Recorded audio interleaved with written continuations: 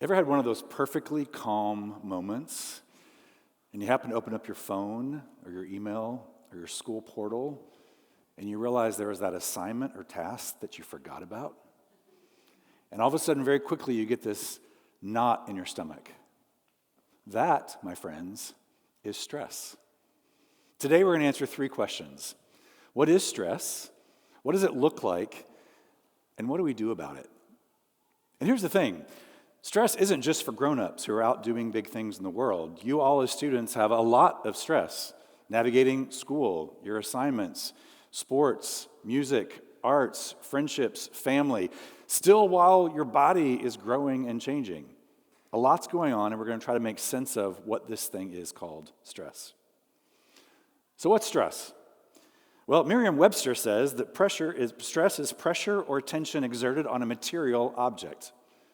It's also said as a state of mental or emotional tension resulting from adverse or very demanding circumstances. Can you relate? But also what stress really is our body's survival response to a perceived threat. It's when our brain perceives something as dangerous or overwhelming or anxiety-producing, and all of a sudden a reaction and a flooding through our bodies of adrenaline and cortisol, and our body and our mind is off to the races. It's basically our brain's alarm system, it was said earlier. And all of a sudden, everything speeds up. Your breath speeds up, your brain goes faster, your heart's racing, and basically it is our body seeking to protect itself. That's our reaction to stress. Now, that works really great when you're running from a bear, right? But not so great when you're trying to sit down and take a math quiz or prepare for a violin concert. Not so great. What are the types of stress? We have acute stress, which is that very short stress, like, oh, I almost dropped my phone, or someone steps in front of me and scares me. That's acute, it's temporary, and it's gone. We have more of the chronic stress, which is more long-term. Could be preparing for a project at the end of the semester, or navigating a difficult relationship or in your family system. That's more chronic and has more longer-term effects. And the third is something we call eustress, which is the good kind of stress. Getting ready for a big soccer game, preparing for a musical performance, getting ready to go on stage for the school musical. Those things that get you excited about doing something, that's the good stress, and important there too. Here's what I want you to sit with. Stress is actually not the event, though. It's our brain's perception and reaction to it. Remember that. It separates that and important there. What does stress look like? This young man has various facial expressions on his face. I'd like you to take a second and pick one or two that looks like stress. Which one of these facial expressions is expressing stress? It's kind of a trick question. They all could be. Any one of these expressions could be to be giving to someone that I'm under a lot of stress, I'm experiencing something, help. So what does stress look like? What are the effects of stress? In our physical body, we can have different manifestations of headaches, stomach aches, a lot of tension, might have difficulty sleeping, whether that could be falling asleep, waking up a lot in the night, or waking up too early. Guilty of that one. In emotional stress, we feel irritated at everything. You're just on edge all the time. Why am I just so edgy? Everything just bothers me. What's wrong with me? Overthinking or replaying everything in my mind. I keep going through that last assignment, keep going through that last conversation. Some of those times, that's a result of an effect of stress in our emotional life. Ever feel like you're just constantly forgetting things all the time? Or I just can't sit and focus on something? That could be an effect of our brain's reaction to stress. In behavioral reactions, just constantly procrastinating. I just keep putting it off and putting it off. Or on the other side, I'm overworking all the time. I just can't stop doing something. That could also be an effect of stress in our life. Sometimes avoiding people. We feel like we kind of withdraw away. That could be a result of stress. And just getting on our phones or computers and just scrolling for hours. We see lots of effects of stress in our lives. Here's the thing. You can't make stress go away. I wish we could. Sorry, we can't make stress go away, but we can train our brain and our bodies to react in different ways. I'm going to give you just a few examples of how we can do that. First of all, it's putting a name to the feeling of what's happening for you in the moment. Wow, I am really anxious right now. I am so overwhelmed. I am so frustrated at what's going on. There's something happens when you just put a label to it. It moves that activity from the feeling part of our brain to the thinking part of our brain. And just by that very act of doing that, things start to slow down. Just noticing and putting a name to it of what I'm feeling in this moment actually slows ourselves down. Another one is breathing. Our breath is one of the best ways and fastest ways of dealing with stress. Taking in long breaths and exhale in that very moment starts to eliminate our bodies and lower our body's reaction to stress. Let's actually do it together.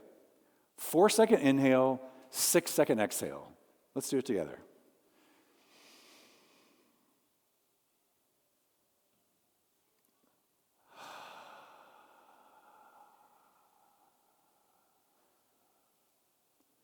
I felt some of the stress just leave the room in just those 10 seconds, right? It's incredible about just taking the time to take a long inhale, an inhale that feels almost too long, and an exhale that feels really long. There's so many things that happen in our body to start to minimize our stress reaction in that. Asking 3 questions.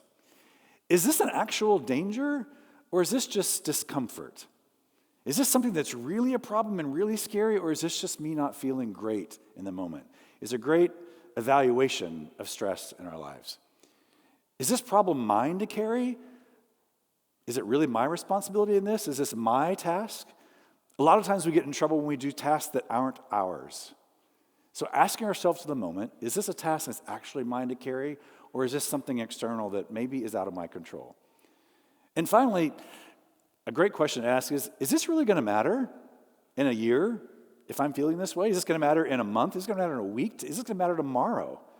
It's a great way of evaluating the influence that the moment of stress is having on us. It's a great way to slow down and deal with stress. So what do we do to help prevent stress? That's what effects on us. What can we do to prevent the effects of stress in our life? Not get rid of it, but also minimize and create a buffer. Move every day. Move your body every day. Whether that's actual exercise, just taking for a walk, stretching, yoga, move your body every day and be very intentional about the rest you give yourself. Be very intentional about sleep. Plan to sleep. Try to sleep really well. It's that in our sleep is when our body heals from stress, from the past stress, but also sleep is when your body prepares for the stress you're going to enter and account with the very next day. Set small, realistic goals. I always say, look at sustainable and achievable and sustainable. Plan things in your life that you can actually do and achieve and that you can keep doing and achieving. Set simple, realistic goals. Help create a buffer towards stress in our lives. This is a really common one. Limit doom scrolling. We think it's very kind of innocuous. A lot of scientists, a lot of neurologists are saying, it actually really isn't. It keeps our mind engaged, even though it might feel relaxing, but feeds our mind with things that aren't always healthy. Create a simple routine. Really important. What does a simple routine do that helps eliminate or helps minimize stress? It creates stability and predictability. We are creatures that love to be able to predict what's ahead of us and create things that are stable, and simple routines do that.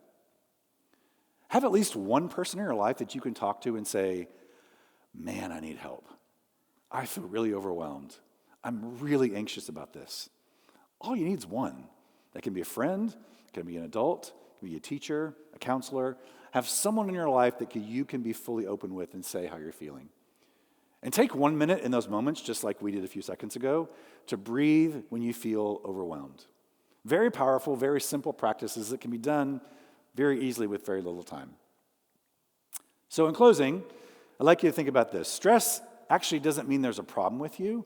It just means something matters. You're sitting here probably listening to these talks, but also feeling stress about what you have to do tonight when you get home. What's next when you walk out this door? Stress is not the event itself, but it's your brain's reaction to the stress. Here's the thing.